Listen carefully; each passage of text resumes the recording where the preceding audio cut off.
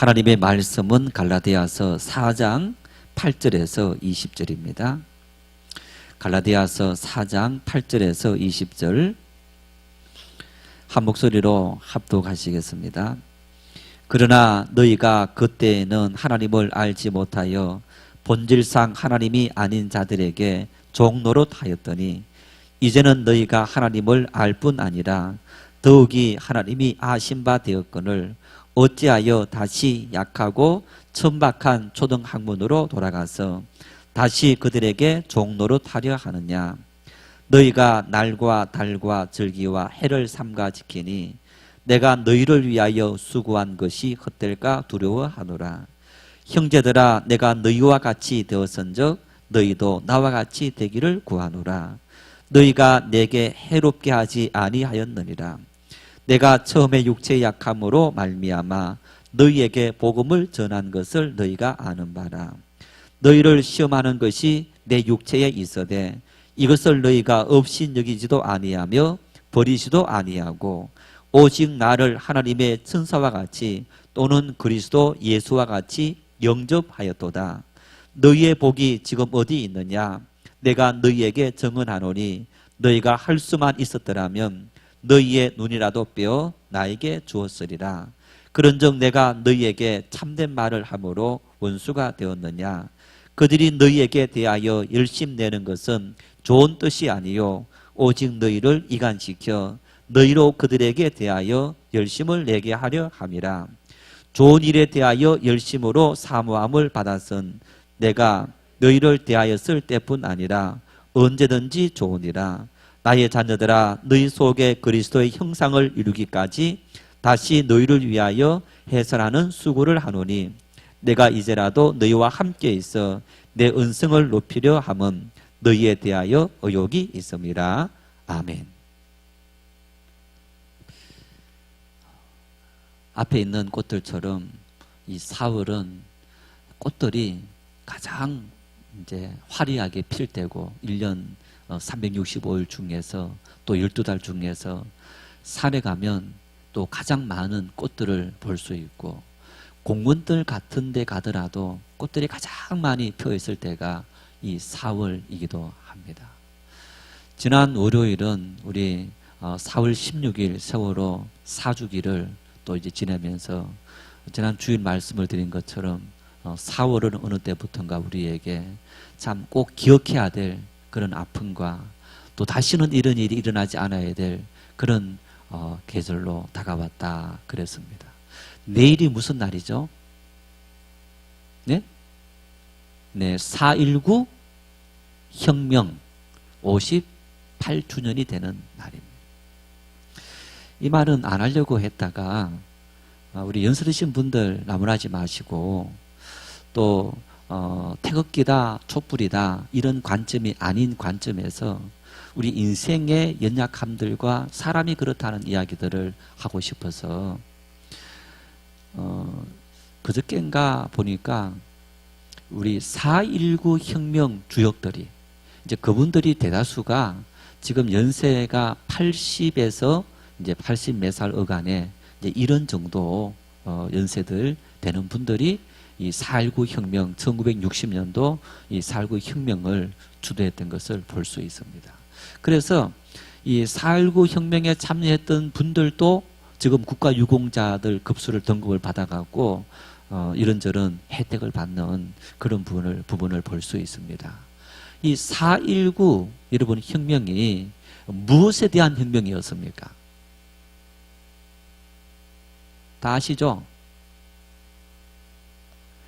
이승만 대통령이 우리나라 독립을 위해서 참 열심히 일을 하고 그러면서 나라의 독립과 함께 대통령에 취임하고 초대 대통령에 취임하고 그러면서 이 대통령이 되어지면서 이제 한 번 또 연임 또 3선 이제 이런 과정들 속에서 부정선거가 개입된 겁니다. 그래서 그 부정선거에 항의하면서 투쟁했던 젊은이들 그 혁명이 바로 4.19 혁명인 겁니다. 어쩌면 우리 역사 속에서 이런 4.19 혁명이 우리나라의 이 민주화로 가는 첫 시발점이다라고. 이제 이것은 여러분 우리가 독립운동과는 개념이 다르지 않습니까? 독립운동은 빼앗긴 나라를 찾는 그런 운동이었다면 이 4.19 혁명은 어쩌면 주권을 국민들에게 돌려주고 한 사람 두 사람에게 집중되었던 그 권력에 대해서 견제하는 그런 민주화의 출발점이 바로 4.19 혁명이다 하는 것을 우리가 볼 수 있습니다.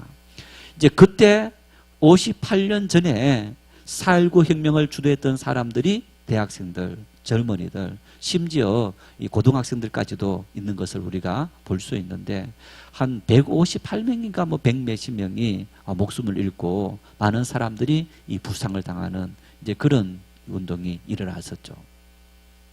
이제 이분들이 보니까 이 4.19를 이제 세계의 어떤 이 혁명 운동에 등장하기 위해서 그래서 지금 노력을 하고 있는데 이제 그런 어떤 일환으로 이제 4.19에 대해서 홍보도 하고 하기 위해서 그때 4.19 주역들이 다시 이렇게 모여서 이제 4.19에 대해서 홍보도 하고 하는 이제 그런 모습이 텔레비전에 뉴스에 방송이 된 겁니다.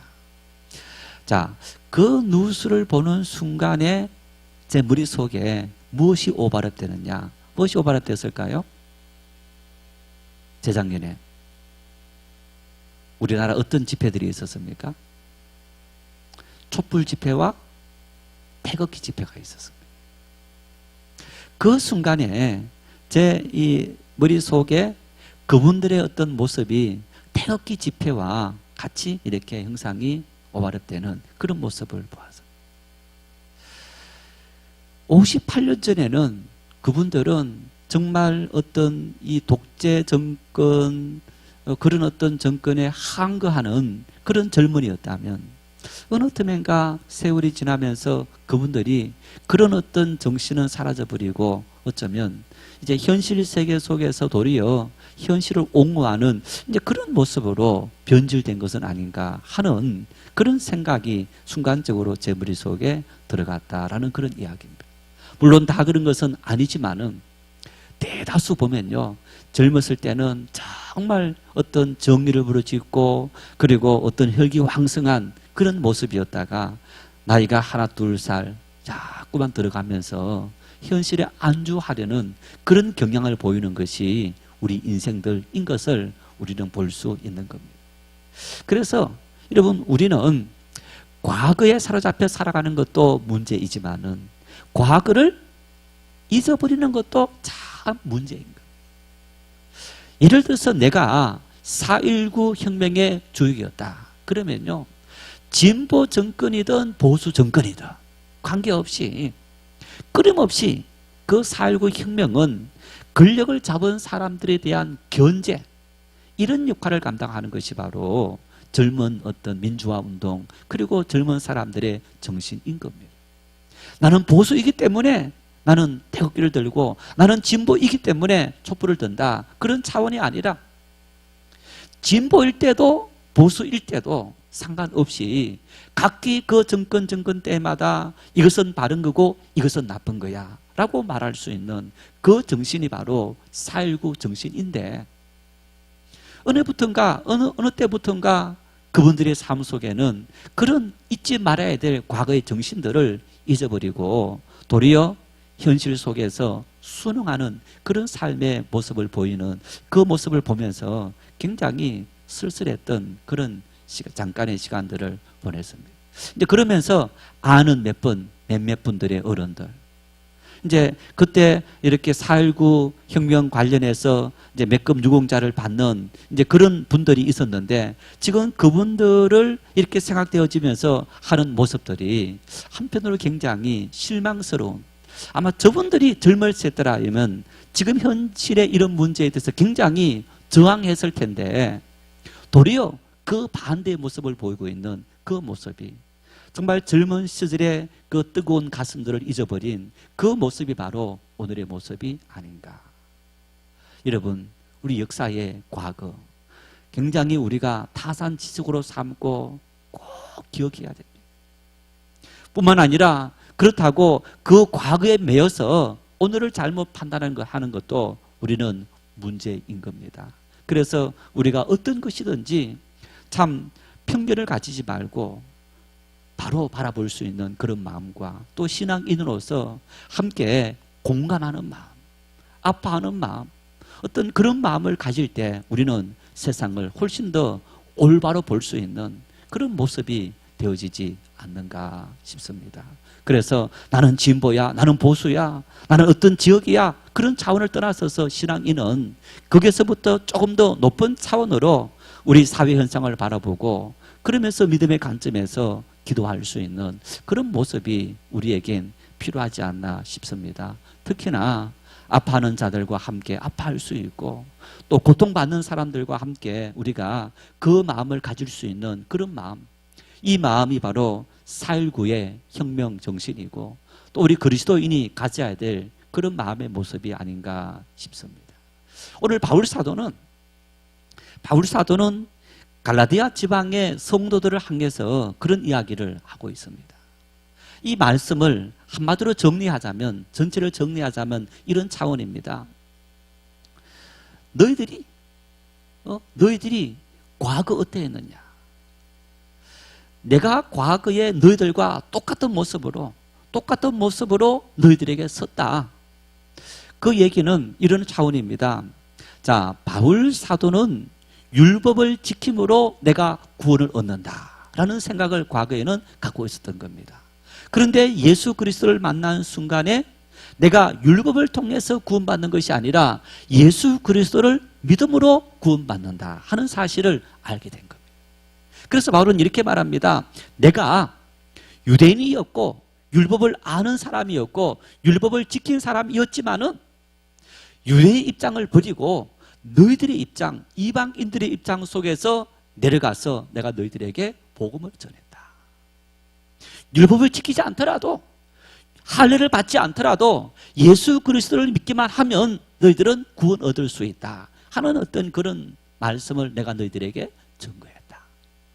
그리고 그 말씀을 너희들이 받고 너희들도 할례를 받지 않고 예수 그리스도를 믿음으로 구원 얻었고 그 구원 얻었던 기쁨이 너희들의 심령 속에 있지 않았느냐? 그 기쁨으로 너희들이 어떤 삶을 살았느냐? 오늘 이 말씀 보니까요, 야, 정말 너무 이렇게 하는 것도 여러분 요즘 죄송합니다. 거의 뭐 교주같이 되어서 이렇게 그 말씀 앞에 꼼짝 못해서 이런저런 일을 당했다 하는 그런 보도들이 종종 생기지 않습니까? 이런 것은 참 큰 문제입니다. 문제인데 오늘 바울 사도는 여기 보니까 너희들이 나에게 눈이라도 빼어줄 수 있을 정도로, 와, 정말 리얼한 표현을 하는 겁니다. 얼마나 바울 사도를 사랑했고 그를 아꼈던지 자기들을 희생시켜서라도 바울을 위한 그들의 헌신과 희생, 그런 기쁨과 그런 감격이 이들의 심령 속에 있었다는 얘기입니다. 그런데 지금 너희들이 어떠하냐? 지금 너희들의 모습은 유대에서 율법주의자들이 내려와서 야, 너희들이 그렇게 믿는 것은 잘못된 거야? 너희들이 잘못 배운 거야? 라고 말을 하자 다 헷가닥 넘어갔다는 겁니다. 다 헷가닥 넘어가서 우리가 율법을 지키지 않고 예수님을 믿음으로 구원 얻는다, 이 진리가 마치 잘못된 것처럼 생각하면서 다시 전부 다 우리가 율법을 지켜야지 할례를 받는 이런 어리석은 일들을 하려고 하느냐? 너희가 은혜로 출발했다가 다시 율법으로 돌아가느냐? 너희가 받은 그 은혜가 올바른 길인데 어떻게 너희가 다시 올바르지 않는 길로 떨어지는 이런 어리석은 판단을 하느냐? 이런 책망을 바울 사도가 갈라디아 지방의 성도들에게 하고 있는 거예요. 그러면서 이어서 바울 사도는 책망과 함께 혹시나 그 책망 때문에 성도들이 아파할까 봐 이제 그런 사실들을 다시 위로하는 말씀들을 하고 있는 이런 본문이 바로 오늘 이 본문 말씀인 겁니다. 우리가 본문을 여러분 잘 이해하기 위해서 몇 구절을 한번 읽어보겠습니다. 8절을 읽겠습니다. 그러나 너희가 그때에는 하나님을 알지 못하여 본질상 하나님이 아닌 자들에게 종노릇 하였더니 아직까지 주님을 만나지 못했을 때 하나님이 아닌 자들에게 너희가 종노릇 했다라는, 바로 여러분, 우리가 하나님의 자녀가 아니면 우리는 누구의 자녀입니까? 누구의 종입니까? 마귀의 종인 거예요. 죄의 종인 거예요. 죄의 종이라는 것은 우리가 마귀의 종이다라는 의미인 겁니다. 우리가 이 말씀들처럼 너희가 그때의 하나님을 알지 못해서 너희의 본질상 너희는 죄의 종, 마귀의 종이었더니, 자, 그럼 우리가 어떻게 되었느냐? 9절 말씀을 다시 한번 읽겠습니다. 이제는 너희가 하나님을 알 뿐 아니라 더욱이 하나님이 아신 바 되었거늘 어찌하여 다시 약하고 천박한 초등학문으로 돌아가서 다시 그들에게 종노릇하려 하느냐? 너희가 과거에는 마귀의 자식이었다가 죄의 종이었다가 이제는 너희가 내가 전한 그 복음을 받아들임으로 복음이신 예수 그리스도를 믿음으로 말미암아 너희가 구원 얻은 하나님의 백성이 되었다. 그래서 오늘 이 구절 말씀이 이렇게 말합니다. 너희가 하나님을 알 뿐 아니라 하나님도 너희를 안다. 너희가 하나님의 은혜를 받아들였고, 그리고 너희가 받아들인 그 은혜에 대해서 하나님께서도 응답해서, 그래, 너희는 이제부터 내 자녀다. 하나님께서 너희를 인정해 주지 않았느냐. 이런 구원의 은혜를 경험했다는 겁니다. 이런 구원을 체험한 그런 상태가 된 겁니다. 그런데 이어서 이렇게 말합니다. 어찌하여 다시 약하고 천박한 초등학문으로 돌아가서 다시 그들에게 종노릇 하려 하느냐. 지난주에 초등학문에 대해서 이야기했습니다. 이 초등학문은 그냥 초등학문 이런 것이 아니고 어쩌면 그 당시 만이교처럼 하늘의 별들을 연구하면서 인간의 구원을 이제 이야기하는 어떤 그런 만이교처럼 하늘의 천체들을 연구하면서 그러면서 거기에 어떤 구원의 길이 없느냐 하는 그런 어떤 학문을 오늘 바울 사도는 초등학문이다라고 이야기합니다. 다시 말하면 이런 얘기입니다. 너희가 지금 간 그 길이 올바른 길이었는데, 구원받은 길이었는데 너희가 다시 돌이켜서 과거에 너희들이 구원받지 못했던 그 구렁텅이 길로 다시 어떻게 다시 빠뜨려 들어가느냐, 그런 얘기입니다. 다시 말하면 내가 전한 복음은 너희들로 하여금 그 죄의 종에서, 마귀 종에서 너희를 벗어나게 만들고 자유롭게 만들고 하나님의 자녀가 되는 그런 은혜를 베풀어 준 길이었다. 그리고 너희들이 그 사실을 인정했고 하나님께서 너희 믿음을 받아주셨다. 그런데 너희들이 예루살렘에서 온 저 유대 율법 교사들에게, 거짓 사도들에게 넘어가서 그러면서 다시 율법주의를 따라가는데, 그것은 마치 너희의 구원의 길을 버리고 생명의 길을 버리고 다시 죽음의 길, 죄의 길, 종의 길 가는 것과 마찬가지인 그런 어리석은 선택을 하려 하느냐. 여러분, 얼마나 바울 사도의 심정이 안타깝고 마음이 아프겠습니까? 정말 열심히 양육해서 올바른 길을 이렇게 해놨는데 어떤 친구를 잘못 만나서, 아니면 다른 선생을 잘못 만나서 아이가 잘못된 길로 가면서 부모의 마음을 막 속썩이게 만든다 했을 때 여러분 얼마나 가슴이 아프겠습니까? 지금 바울의 마음은 그런 마음을 우리에게 보여주고 있는 겁니다. 그래서 종에서 아들로 너희가 완전히 달라진 신분이 되었는데 어찌하여서 다시 너희가 천박한 초등학문 종의 길로 선택하는 그런 어리석은 길들을 너희가 지키고 있느냐. 너무너무 분명하게 바울 사도는 이 말씀을 통해서 다시 한번 강조합니다. 우리의 구원은 율법으로서가 아니라 복음으로서 구원을 받는다. 설명하면 우리가 구원을 얻는 것은 내가 착한 일을 하고 선한 일을 해서 하나님 앞에 구원 얻을 만한 자격이 있어서 구원받는 것이 아니라 전적으로 99.9%가 아니라 100% 하나님의 은혜로 그 은혜를 받아들임으로 내가 구원받았습니다. 한순간도 잊지 마시기를 바랍니다. 이 믿음에서 이 믿음이 흔들리는 그 순간부터 시험에듭니다. 내가 주님 앞에 계속적으로 이 말씀하면서 말씀을 드립니다만, 내가 주님 앞에 봉사하고 헌신하는 그 모든 것은 여러분 정말 조금이라도 내가 어떤 하나님 앞에 이 일을 해서 하나님께서 나에게 뭔가를 주신다라는 그 기대감을 가지고 하지 마시기를 바랍니다. 하나님, 나에게 만 입이 있어도, 만 개의 생명이 있어도, 만 개의 몸이 있어도 하나님, 나는 그것을 다 바쳐도 부족합니다. 내가 받은 하나님의 은혜는 그 모든 것을 다 바치더라도 부족합니다. 그 믿음의 모습이 우리에게 필요합니다. 서론에 4.19 혁명을 일으켰던 주역들 이야기를 했죠.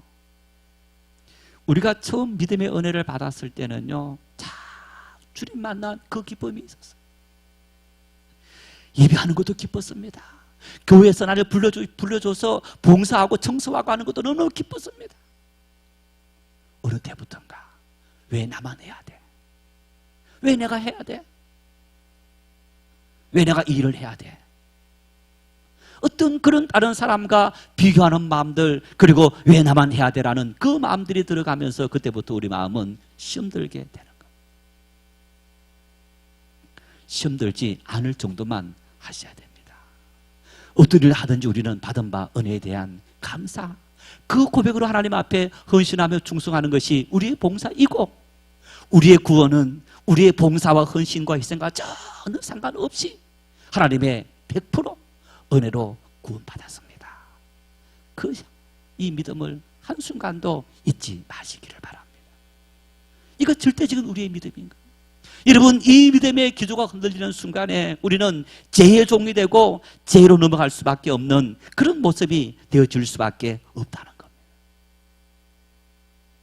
이러한 사실들을 바울 사도는 언급하면서 너희들의 신앙이 지금 이렇게 잘못된 길로 가고 있노라 라고 선언하고, 이어서 12절 이하에는 과거에 바울 사도가 처음 갈라디아 지방에 가서 복음을 전했을 때, 그랬을 때 갈라디아 지방의 교회 성도들이 어떤 모습으로 바울을 맞이했고, 그리고 어떤 모습으로 믿음으로 돌아왔는지 그 기쁨을 언급하고 있습니다. 우리 한번 12절 말씀 읽겠습니다. 형제들아, 내가 너희와 같이 되었은즉 너희도 나와 같이 되기를 구하노라. 너희가 내게 해롭게 하지 아니하였느니라. 바울 사도가 갈라디아 사람들아 라고 합니다. 굉장히 딱딱한 호칭을 썼습니다. 그러면서 이 말씀 이제 이어서부터는 형제들아, 형제들아, 형제들아, 호칭이 달라졌습니다. 친해지면 뭐가 달라집니까? 친해질수록 호칭이 달라집니다. 말이 달라집니다. 자, 남자 여자가 만났습니다. 처음 만났을 때 어떻게 부릅니까? 누구누구? 씨. 조금 친해졌습니다. 어떻게 부릅니까? 네? 그때 어떻게 부르죠? 그때도 씨입니까? 자, 그러면 그렇게 하지 말고 두 가지로 하면, 자, 그렇게 만났을 때 누구누구 씨 하다가, 자, 사깁니다. 어떻게 부릅니까? 자기야. 뭐, 그렇게 부릅니까? 이름 부릅니까? 네. 요즘은 뭐, 이렇게, 오빠. 나이가 어린 여성은 남성에게 오빠 이렇게 부르고, 그렇게 부르지 않습니까? 저는 집사람한테 한 번도 오빠라는 소리를 들은 적이 없습니다. 우리 때는 그런 때가 아니었던가 봐요. 요즘 아이들은 보면, 아니, 결혼해서도 가보면 남편 보고 오빠, 오빠 부르는 경우들이 많아요. 자, 그러면 결혼하면 어떻게 부릅니까? 자, 결혼하기 전에 사귀게 되면 오빠. 자, 그 다음에 결혼하면 자기야. 아이 놓으면, 예, 누구 아빠, 애기 아빠. 이렇게 호칭이 바뀝니다. 더 친밀한 관계로, 뗄 수 없는 관계로 호칭이 바뀌는 것을 볼 수 있습니다. 그래서 오늘 이 바울 사도가 갈라디아 사람들아 라고 부를 때는 굉장히 책망하기 위해서 딱딱하게 말을 했다면, 형제들아 라고 했을 때는 굉장히 친밀하게, 처음 그들이 순수했을 때에 복음의 말씀을 받고 은혜를 받았던 그때를 다시 한번 상상시키기 위해서 바울 사도가 이런 말씀을 하는 것을 볼 수 있습니다. 내가 너희와 같이 되었은즉, 이렇게 말씀합니다. 너희들도 알다시피 나는 과거 유대인이었고, 아니 지금도 유대인이었고, 나는 과거 율법 교사였고, 그 율법을 지키기 위해서 예수 믿는 사람을 잡아가다 둔 인물이 아니었느냐. 그런 내가 너희와 같이 되었다. 너희와 같이 율법 없는 사람이 되었다. 율법으로 말미암아 구원받는다는 사실을 나는 거부했다. 그러면서 너희도 나와 같이 되기를 구하노라. 너희도 그 진리가 위에 서서 내가 처음 전했던 그 사실을 받아들이고 율법으로 구원받는다는 사실을 너희가 결코 받아들이지 말아라 라고 이야기를 하는 것을 볼 수 있습니다. 자, 여러분, 오늘 이 말씀들 교회 역사에서요, 교회 역사에서 이 말씀은 참 굉장히 계속적으로 중심 주제가 되었던 것을 볼 수 있습니다.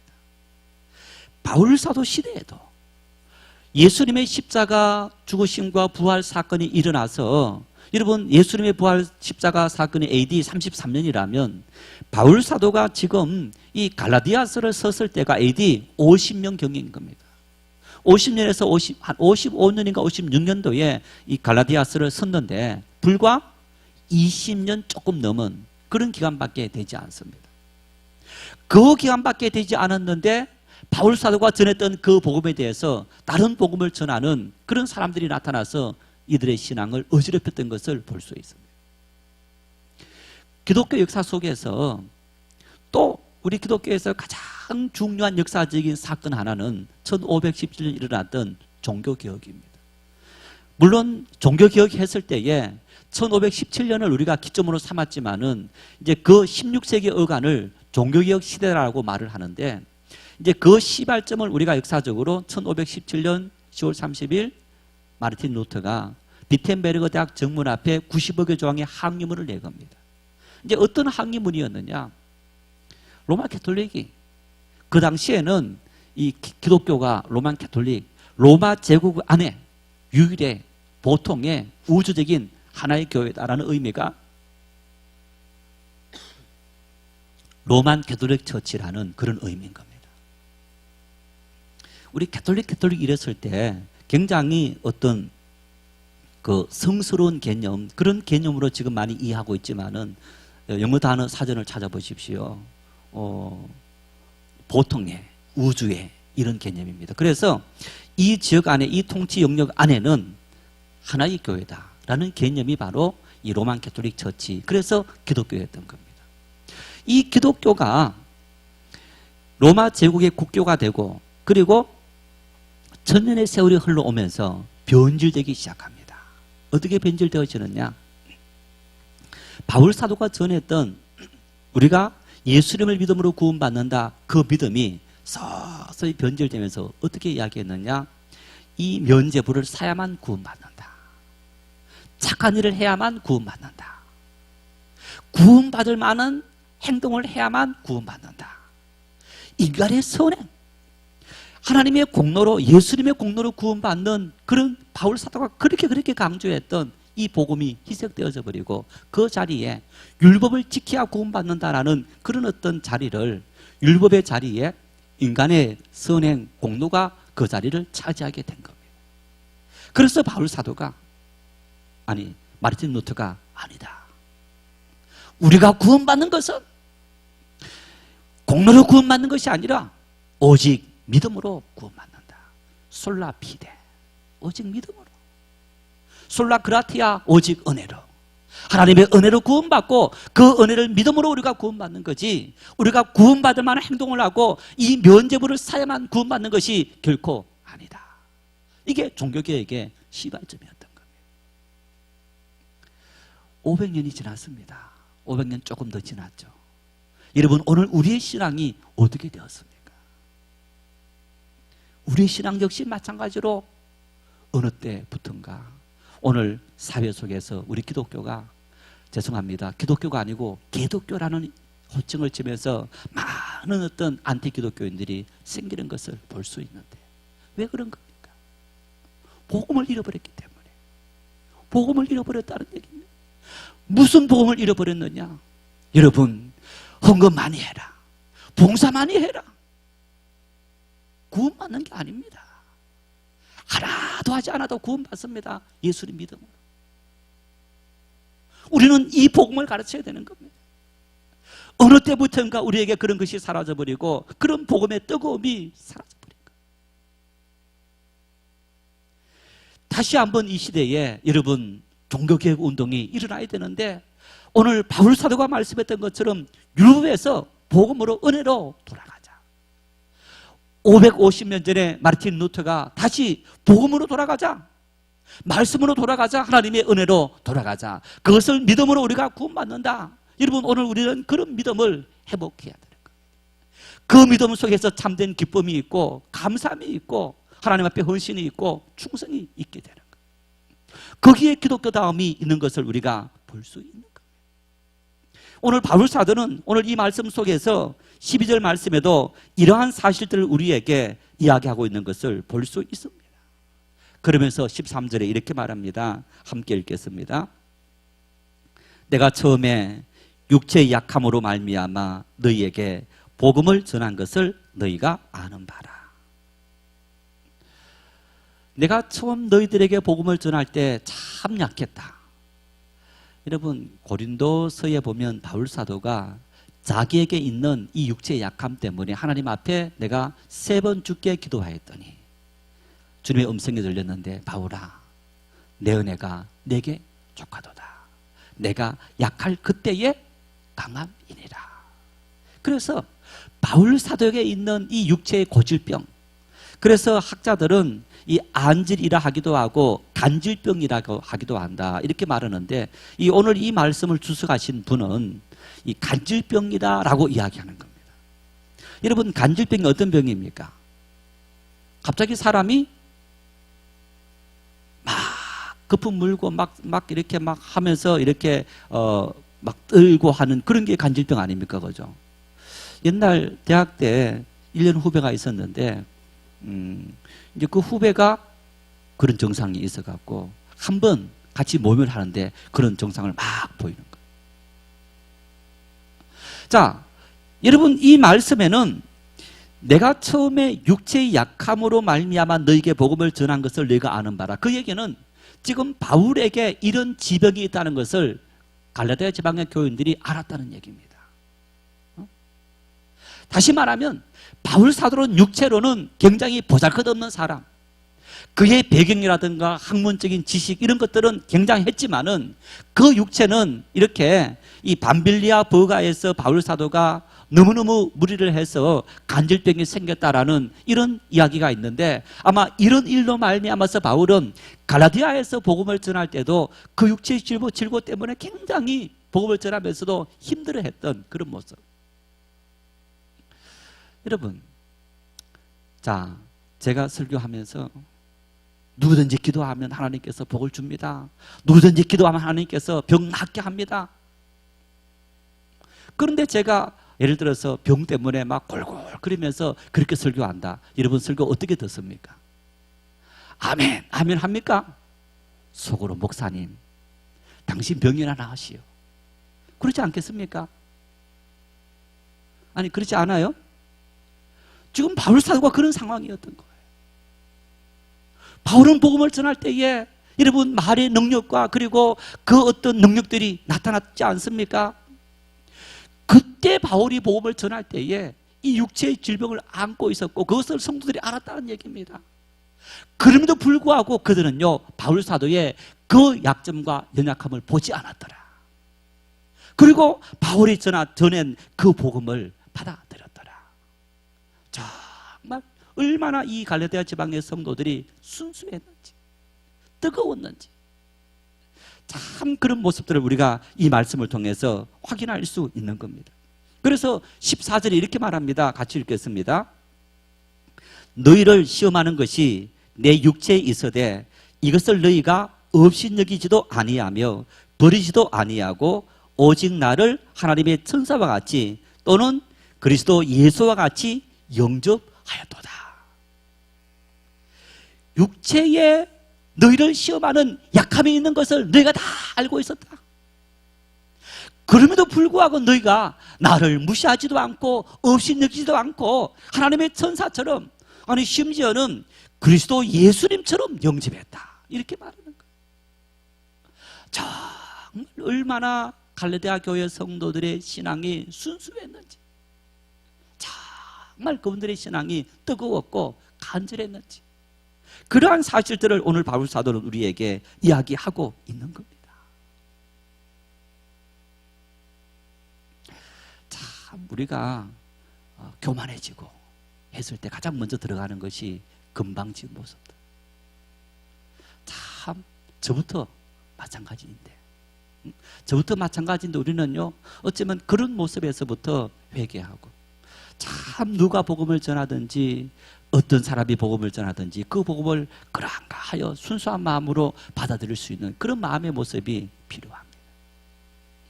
어떤 한 분이 어떤 이제 굉장히 은혜가 넘치는 교회 가서 설교를 했답니다. 설교를 했는데 예수 믿으세요. 아멘. 하나님이 은혜를 주십니다. 아멘.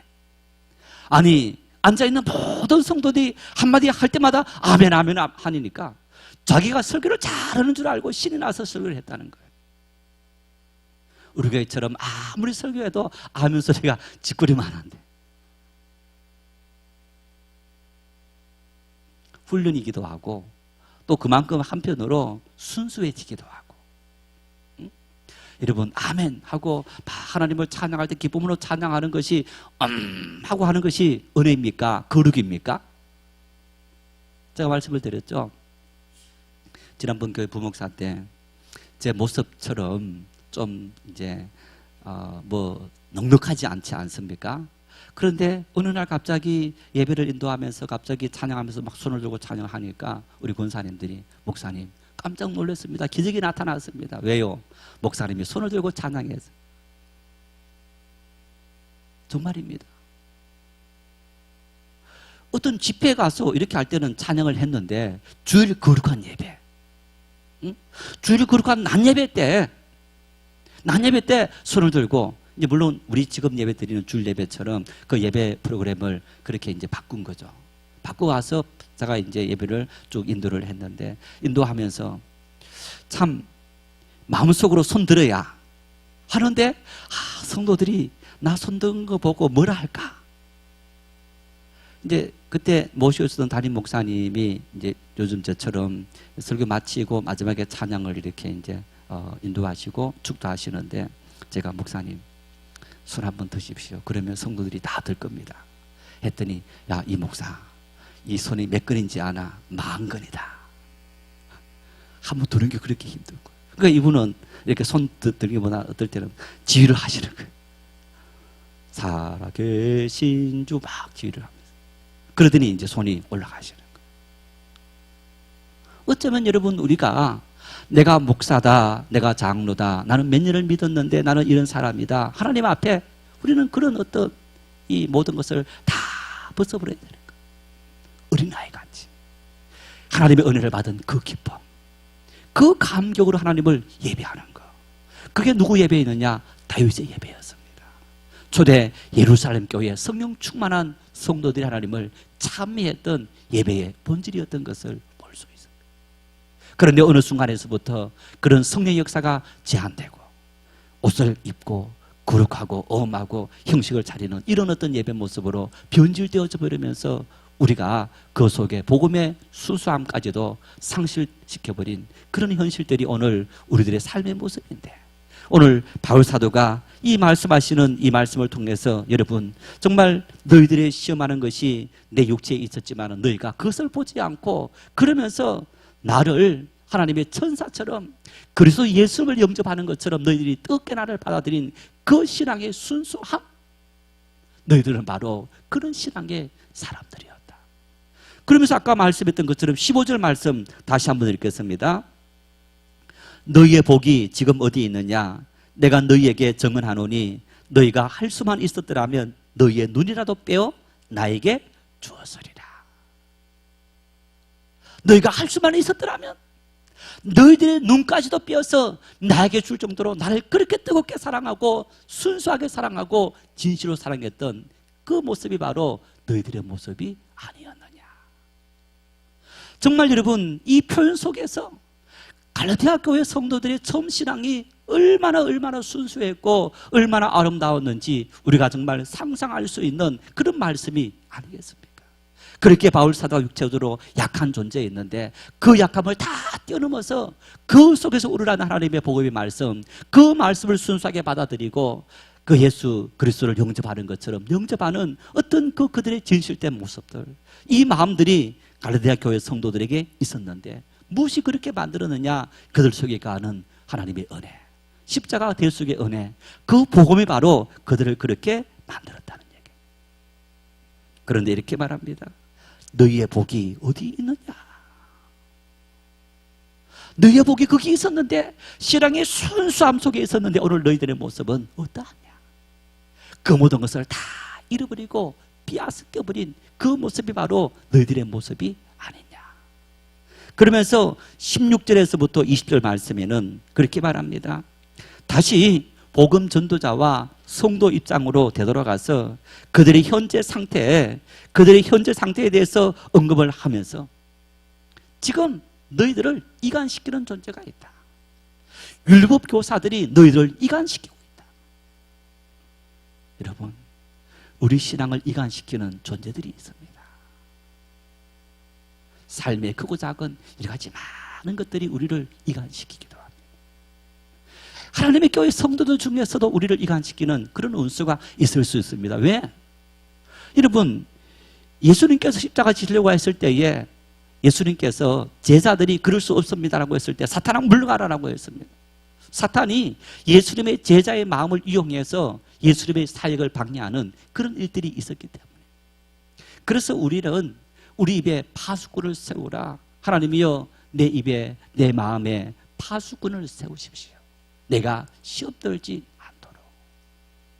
시험 들게 만드는 요소가 있다는 겁니다.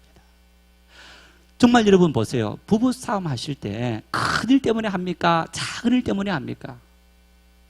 제가 집사람하고 해보니까 참 작은 일 때문에, 요즘은요 내가 그 말 했다 안 했다 이것 때문에. 그래서 제가 그래 당신 말이 맞아. 요즘은 아니 뭐 큰일 같으면 뭐 이렇게 하는데 너무너무 작은 일 때문에. 참 우리가 시험 드는 것은 여러분 큰일 때문에 시험 드는 것이 아닙니다. 작은 감정 하나 때문에. 그 감정이 우리를 이간시키는 거예요. 습수한 마음이 생기게 만드는 거예요. 그래서 여러분, 우리가 어떻게 하면 이런 이간시키는 악한 마귀에게 넘어가지 않고 이길 수 있느냐? 그래서 우리는 열심히 기도해야 되는 거예요. 말씀을 듣고 말씀을 읽고 말씀을 묵상하는 그런 삶을 살아가야 되는 거예요. 내 말 속에, 내 마음 속에 이 옥토인데, 밭인데 이 밭 속에 가라지가 생기지 않도록 다 뽑아야 되는 거예요. 가라지 안 생기도록 뽑으려면 어떻게 됩니까? 부지런해야 됩니다. 자꾸 뽑아야 돼요. 심지 않았는데 자꾸 나는 거예요. 그래서 자꾸 날 때마다 뽑아내야 되는 거예요. 그것이 예배이고, 그것이 기도이고, 그것이 찬송이고, 그것이 봉사이고, 그것이 헌신이기도 합니다. 그런 삶을 통해서 마귀가 우리를 시험 들지 못하게 하고 하나님 앞에 우리가 처음 받은 그 은혜의 믿음 가운데 온전히 설 수 있는 우리들의 삶이 되어질 수 있는 겁니다. 그래서 바울은 마지막으로 이렇게 말합니다. 19절 말씀을 읽겠습니다. 나의 자녀들아, 너희 속에 그리스도의 형상을 이루기까지 다시 너희를 위하여 해산하는 수고를 하노니. 예수님의 형상이 너희 속에 이루어지기까지, 너희를 통해서 다시는 악한 운수가 감히 넘보지 못하도록, 내가 굳건히 믿음 위에 서도록 하기 위해서 내가 다시 여자가 아이를 낳는 그 엄청난 고통을 참고 아이를 낳는 것처럼 내가 그런 마음으로 다시 너를 생각하고 기도한다. 정말 바울 사도의 사랑하는 성도들이 믿음 가운데 서기 위해서 얼마나 간곡히 사모하고 사랑하는 그런 마음들을 여기에서 볼 수 있습니다. 참 제 입장에서는 이렇게 살아가야 되는데 그렇게 살지 못해서 너무너무 죄스럽고 안타깝고 여러분에게 미안하고, 또 여러분들은 참 그런 바울 사도와 같은 훌륭한 사역자를 모시지 못해서 안타까운데, 우리가 함께 우리 관계성 속에서, 여러분의 관계성 속에서 우리 모두가 다 참 이렇게 바울 사도처럼 우리 서로의 신앙을 세워주기 위해서 내가 해설하는 수고를 다시 하기까지 참아주고 이해해주고 인정해준다 라는 그 믿음의 관계들이 있다면 그것이 가장 하나님 앞에서 축복받은 믿음의 삶이 아니겠나 싶습니다. 이 복음을 위해서 우리가 하나님 말씀 앞에 굳건히 서고 결코 어떤 것도 이 복음을 결코 흔들지 못하도록 굳건히 믿음 안에 설 수 있는 우리 모두 될 수 있기를 바랍니다.